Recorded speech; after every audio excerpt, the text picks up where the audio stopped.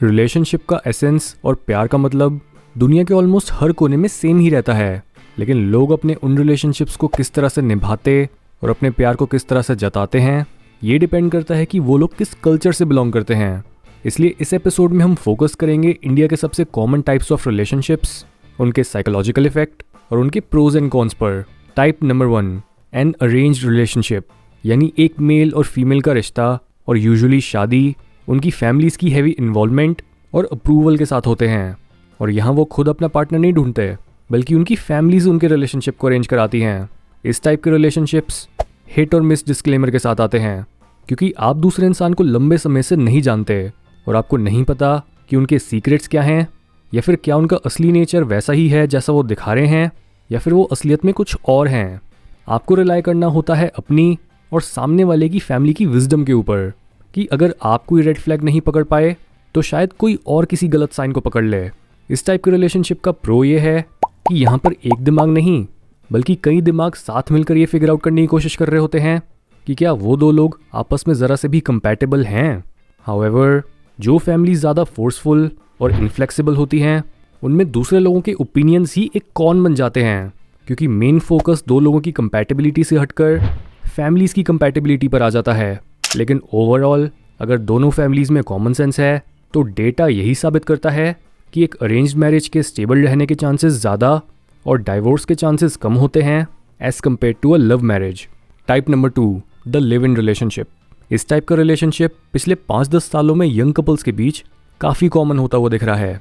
एक live in relationship वो होता है जिसमें एक कपल बिना शादी करे एक दूसरे के साथ लॉन्ग टर्म तक रहने लगते हैं। यूएस में लिव इन रिलेशनशिप्स 70 to 75% की रेंज में आते हैं, लेकिन इंडिया में 10% से भी कम कपल्स होते हैं जो एक लिव इन रिलेशनशिप में हैं। अगर आप थोड़े ओपन माइंडेड हो तो सरफेस पर आपको इस टाइप के रिलेशनशिप में कोई कौन नहीं दिखेगा। हाउएवर, स्टैट्स बताते हैं कि जो कपल्स शादी से पहले एक साथ रहते हैं उनके शादी के बाद डाइवोर्स लेने के चांसेस कई गुना बढ़ जाते हैं।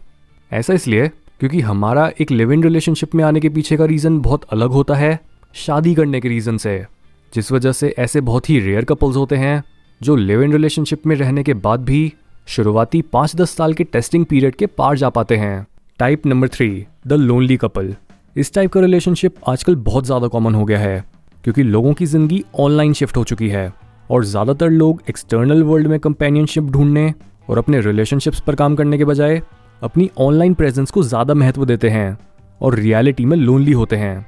और जब दो लोनली लोग मिलते हैं अपनी लोनलीनेस को दूर करने के लिए, चाहे ये मिलना ऑफलाइन हो या फिर ऑनलाइन, तब यूजुअली वो दूसरों से और ज़्यादा डिटैच हो जाते हैं। ऐसा इसलिए क्योंकि जब आप सिर्फ लोनलीनेस को दूर करने के लिए एक रिलेशनशिप में आते हो और अपने डिफरेंट व्यूज़, डिफरेंट इंटरेस्ट्स या फिर कंपैटिबिलिटी को इग्नोर कर देते हो, तब आप एक्चुअल में एक रिलेशनशिप बिल्ड करने की नहीं बल्कि दूसरे इंसान में खुद के अधूरे हिस्सों को ढूंढने की कोशिश कर रहे होते हो। ऐसे रिलेशनशिप का कोई प्रो नहीं होता और कौन ये होता है कि आप और ज़्यादा लोनली फील करने लगते हो, आप दूसरों को और ज़्यादा मिसट्रस्ट करने लगते हो और खुद को हील करने के बजाय अपना समय खुद को डिस्ट्रैक्ट करने में वेस्ट कर देते हो। Type number 4, a non spiritual और मटीरियलिस्टिक रिलेशनशिप। एक रिलेशनशिप जिसमें मन और शरीर के पार किसी इंसान से नाता जुड़ता है उसे एक स्पिरिचुअली रिच रिलेशनशिप बोला जाता है, लेकिन जो रिलेशनशिप सिर्फ मन और शरीर तक जाकर ही रुक जाता है वो एक नॉन स्पिरिचुअल या फिर मटीरियलिस्टिक रिलेशनशिप होता है। यहाँ पर लोगों का इंटरेस्ट हो सकता है सेक्स, मनी, फेम, प्लेजर या फिर मोमेंटरी हैप्पीनेस। तभी इसी कैटेगरी में फ्रेंड्स विद बेनिफिट्स भी आएंगे, यानी एक ऐसा रिलेशनशिप जिसमें प्यार नहीं बल्कि बस मटेरियल एक्सचेंज होता है। इसका प्रो ये है कि दोनों लोग अपनी मर्जी से एक दूसरे को प्लेजर या फिर मटेरियल दे रहे होते हैं, लेकिन कौन ये है कि ये रिलेशनशिप बहुत शैलो होता है और इन दी एंड इस टाइप का रिलेशनशिप हमेशा ही अधूरा और डिससेटिस्फाइंग लगने लगता है। Type number 5, the eternal lovers. इस टाइप का रिलेशनशिप सबसे आइडियल होता है। ये वो इंडियन कपल्स होते हैं जो ट्रेडिशनल वैल्यूज़ जैसे monogamy, loyalty, unique roles of both individuals, emotional and physical protection, spiritual bonding और ट्रुथफुलनेस में विश्वास रखते हैं। ऐसा रिलेशनशिप कभी एंड नहीं होता, क्योंकि जो भी रिलेशनशिप शेयर्ड मीनिंग और डीप स्पिरिचुअल अंडरस्टैंडिंग के बेसिस पर खड़ा होता है वो रिलेशनशिप इटर्नल होता है। ये इंसाइट आती है अमेरिकन साइकोलॉजिस्ट जॉन गॉटमैन की book the 7 principles for making marriage work के लास्ट प्रिंसिपल से, जिसकी बुक समरी को आप सुन सकते हो कुकू एफएम पर। कुकू एफएम पर साइकोलॉजी, सेल्फ हेल्प और इसी तरह की कई और इंटरेस्टिंग फील्ड्स की नॉलेज बहुत ईजिली अवेलेबल है। यहाँ पर आप 1000 आवर्स से ज़्यादा के ऑडियो कंटेंट को एंजॉय कर सकते हो।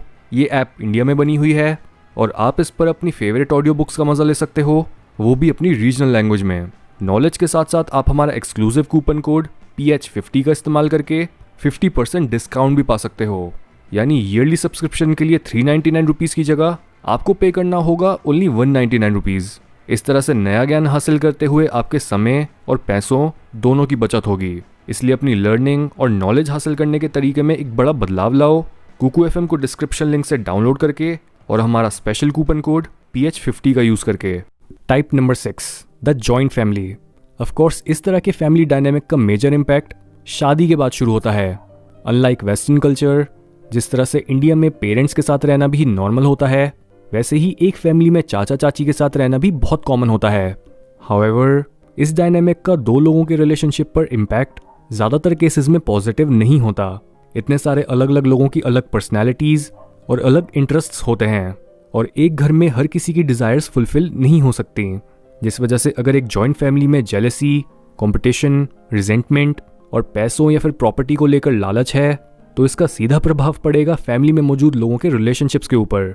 हाउएवर, अगर इतनी बड़ी फैमिली में प्यार कायम है, जो कि बहुत ही रेयरली होता है, तो उस केस में उनके रोमांटिक रिलेशनशिप्स ही नहीं बल्कि उनकी लाइफ भी ओवरऑल सक्सेसफुल बन जाएगी।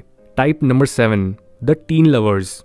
आई डोंट नो आप में से कितने लोगों ने ये नोटिस करा होगा कि आजकल लोगों का फर्स्ट रिलेशनशिप और उनका इंटीमेट एक्सपीरियंस उन्हें बहुत ही अर्ली ऑन मिल जाता है। सोशल मीडिया के इन्फ्लुएंस की वजह से आज बच्चा अपने पार्टनर को शादी और बच्चों के वादे कर रहा होता है और 2 दिन बाद ही उनका ब्रेकअप हो जाता है। ये एक ऐसी एज होती है जहाँ से पढ़ाई की टेंशन, कॉलेज और काम की रिस्पॉन्सिबिलिटी बहुत दूर और खाली समय ज़्यादा होता है। बच्चों को बस स्कूल से होमवर्क मिलता है और उसके अलावा वो फ्री होते हैं खेलने या फिर अपना समय इस तरह की चीज़ों में लगाने के लिए, जिस वजह से एक रिलेशनशिप भी इस एज में एक टाइम पास और खेल से ज़्यादा कुछ नहीं होता। ऐसा इसलिए क्योंकि जब एक इंसान ने ज़िंदगी की मुश्किलें और खुद की डेप्थ ही नहीं देखी तो वो कैसे एक रिश्ते या फिर किसी दूसरे इंसान की डेप्थ को देख पाएगा। Type number 8, toxic attachment. Unfortunately population का एक बहुत बड़ा पार्ट अपने बचपन में ट्रॉमा फेस करने की वजह से पहले गलत लोगों को अपनी लाइफ में एंट्री देता है और फिर उन्हीं टॉक्सिक लोगों के साथ अपने पेरेंट्स के अनहेल्दी रिलेशनशिप को रिपीट करने लगता है। इंडिया वेस्टर्न कंट्रीज से ज़्यादा ट्रॉमा कैरी करता है और मुश्किलें ज़्यादा होने की वजह से यहाँ पर टॉक्सिक रिलेशनशिप्स और गलत लोगों से अटैचमेंट ज़्यादा होती है। लेकिन आप यूजुअली किसी कपल को देखकर ये नहीं बता सकते कि वो एक दूसरे के लिए टॉक्सिक हैं या फिर नहीं। ये चीज़ ज़्यादातर बस उन्हीं 2 लोगों को पता होती है। कोई भी रिलेशनशिप सिर्फ तभी हेल्दी बन पाता है जब दोनों पार्टीज अपने आप में हेल्दी और हील होती हैं। ये थे 8 most common types of relationships in India. अगर आपको लगता है कि इस लिस्ट में और भी टाइप्स आने चाहिए तो उन्हें कमेंट्स में शेयर करो।